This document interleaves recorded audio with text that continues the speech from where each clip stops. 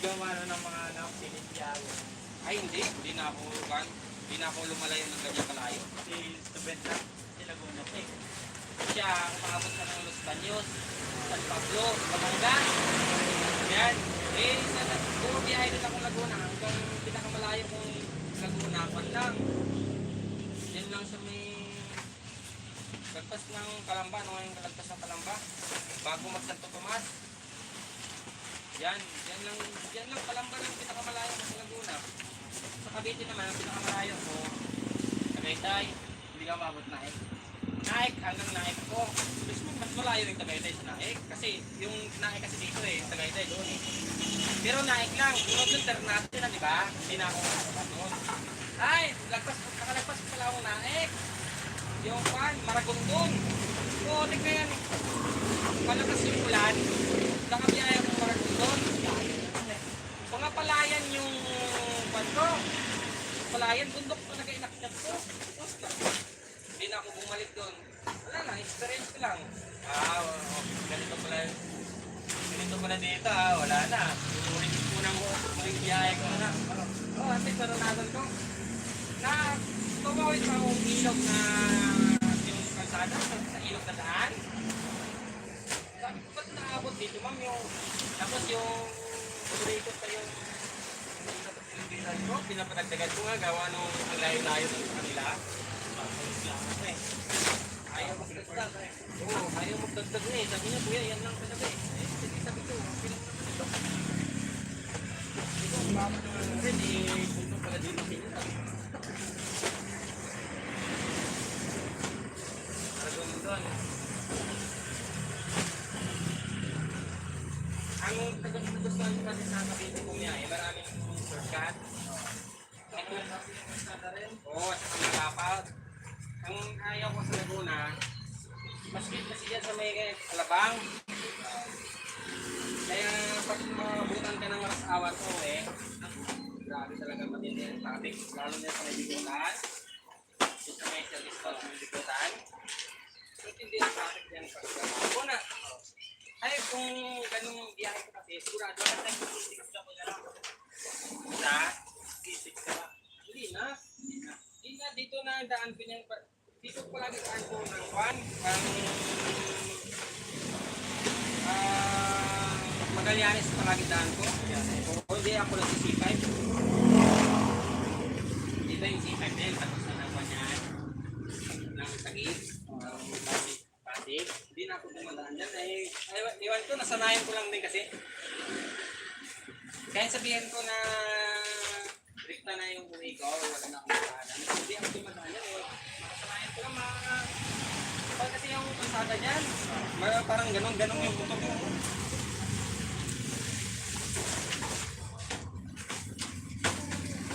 Sabi ko, ito na lang ako. Magallanes. Dapat yung kalsada doon Ito na, sinisya ako na nakaraan doon Yung tuli ng takbo ko, papunta naman biyahe ko noon. Yung bago magtagaytay, Indang Cavite. Tapos Marinas yun Indang. Paakit ako doon sa may flyover ng Windia, sa may yung dapat index. Ngayon, tumalon yung mabigat yung karga ng likod ko parang injection pump ng sasakyan. Mabigat yun, nilagay ko sa lalabag. Tapos parang tamad pa ako sa biyahe na yun kasi kinansilan nga ako ng booking. Ngayon, tatlo yung paparoon ko, isa na lang. Siyempre, mahinayang ko lang. Dahil tapos layo-layo pa. Ganda sana pag mga long ride, marami ko dira. Ngayon, bakit na ako ng flyover, ang kulay ng takbo ko.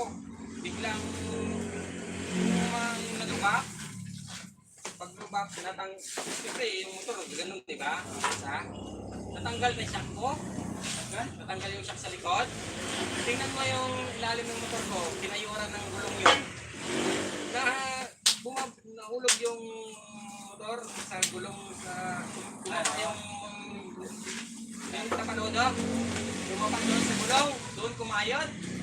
Tingnan mo, mamaya silito mo doon. Nandoon pa kinayuran ng gulong ko. Ang ginawa ko naman noon, binuking ko ulit. Binuking ko rin sa ilalang na iba, kinautas ko lang yung may-ari. Sabi ko, hindi na ako magpupunin niya. Hindi na, bakit? Sila ako eh. Buti ka lang sa tao. Ang malas ko ng araw na yon, ay di, naayos ko na. Naayos ko na ng van, para pag-uwi na. Ginawa ko naman, sabi ko parang di ako masayang. Sayang biyahe ko, sayang araw ko. Dumaan mo na akong Maynila. Pag-tika ka mo ako, hindi ko na naman makanda yung motor ko. Grabe naman itong malas na to. Eh, may booking na rin ako po eh. Isip-isip ko, ano ba yung kinahit mo sa ganyan? Ba't nagkasabay-sabay ng malas? Sila, naku, butikan talaga sila siya. Tapos na ayaw ko mandar ng motor. Tapos yung parcel na pinakuha ko, tagal pag nilabas.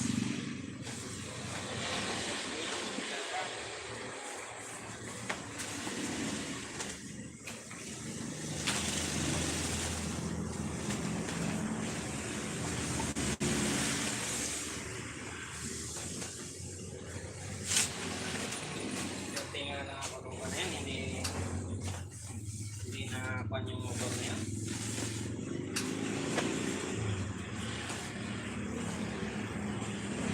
Biglang dito ah. Sabi nga ako, walang sa akin na mapag-explore sa dito. Kasi biglang ito eh. Pagka paano, kung magpre-preno ng pusa yun. Biglang yung tuloy na naman talaga yung patayan. Nag-putol o tanggal na yung video. Ang nangyari doon, kasi yung shock kasi yung dati kong shock na exit. Ngayon parang may nilagay ako yung parang extension na parang tumukod doon sa washer. Hindi yung extension siya nga may dalawang butas sa shock. Parang yung, kasi yung nabili ko 300mm lang, dapat 320mm yata yung haba. Eh maiksi yun, mababa yung motor. Then bilinan ko ng yung parang dalawang, yung halong din siya. Ngayon nabigtas ngayon pagpangat, siyempre hilahin niya yung shock eh. Kasama yung gulong sana yun kasi mabilis nga nabigtas siya, tumiwas. Pagtiwas niya, wala na, bagsak na lang yan. Wala yung ilalim tanggal. Nandyan yung shock, nandyan naman yung shock. Nakuan lang, bumiglas lang, kaya hindi na tumukod. Kaya yung tumukod, yun yung nakaludo na sa gulong.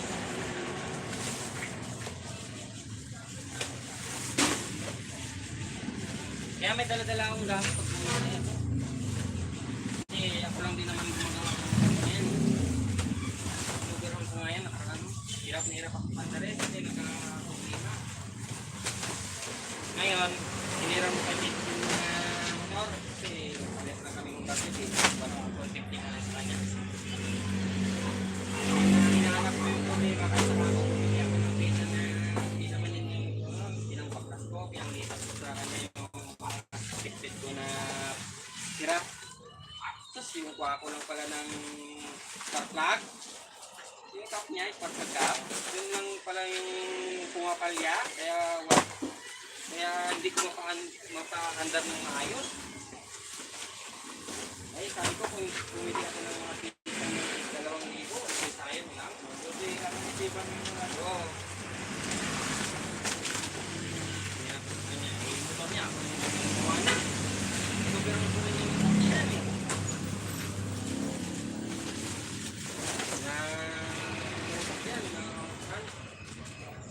Lakas magbawas ng langis. Siraan sa lang pa, nilagyan ko rin. Yung nakita na yan, 150 na yan ah. Ha? 150 na yan. Di ba kinag-break ko lang 150 yan eh. Di ba 125 lang yan? 150 na yan yan. Pinalagyan ko ng truck yan ah. Papalitan pa ng black ng 150 yan. Ha? Tudor yata. Kaso nga lang yung dito na original. Tugma sila ng 125 at saka 150. Ang laki. Kaso nga lang, kailangan mo rin mag piston. Tapos yung connecting rod doon, hindi magtugma sa 125. Kailangan talaga baba makina. Kaya ang nangyari kasi dyan sa baba ng makina. Ha? Ako lang din. Yung nangyari kasi dyan sa plate ko na yan, bago ko binaba yung makina, maingay na. Paano yung bearing yan? Napakaingay yan. Di ba? Pito ko nga sa'yo. Yung pinitin na ako ng mga tao na kasi sobrang ingay. Pag nasa stop. Ang ginagawa ko, pag nasa stoplight ako, pinapatay. Pinapatay ko na lang eh. Titingin sila sa akin. Ingay eh. Ay lang simula ng bearing yung binaba ko na. Obligado na talaga ako magpalit ng bearing ng sikunyal, connecting rod. Ginawa ko, binilhan ko na lang yung pang 150 kasi nalimit din naman. Sa tayong black, bumili lang din ako ng 150 na black. Eh yung throttle body ko na yan, na pang 150, galing kay Tito Bino yan, na dating pa niya na pinalitan din namin, yung inayos ko. Ngayon, inayos ko lang din yung niya, ginamit niya.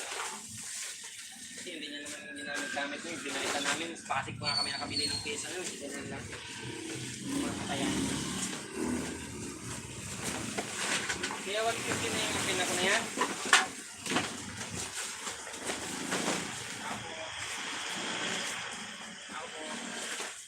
Tao boy. Ibibenta isang full price din.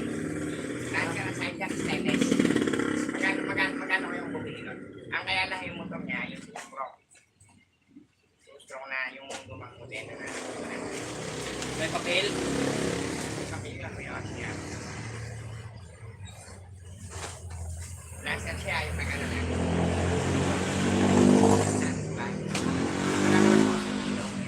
Walang isulinin. Saka matagal na natin yan. Magkano kayong bumili nun? Ano yan yung two-stroke na Kawasaki? RS 100. Yamaha 100. Bali Yamaha. Dali yan. Dali ang pinagawa ko kay Boss Ray. Kaya lang natin yung tanong kay Juan na rin. Tapos bibinta mo po kasama sa Oo, kasama na sa dyan. Kasi amin na naman inilulubog sa amin. Kasi pag nilulubog yung magagawa ko na naman. Sabali pa rin ako sa gawain. May papel yun. Oo, may oras yan. Bibili niya ni Boy. Kasama sa car. Magagamit yun natin mana yun. Lalagyan na lang yung kanina.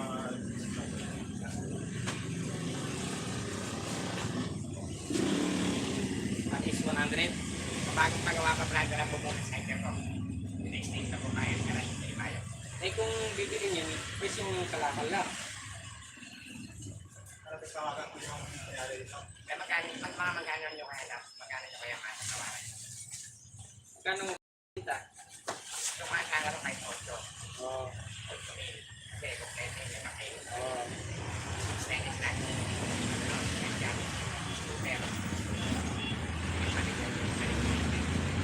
Tawagan mo kung interesado si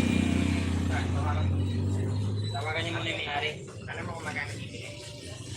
Kasi pagka lubog yun, mga mamya, hindi na nagmakakalap ng wala. Sakali ako sa gawa.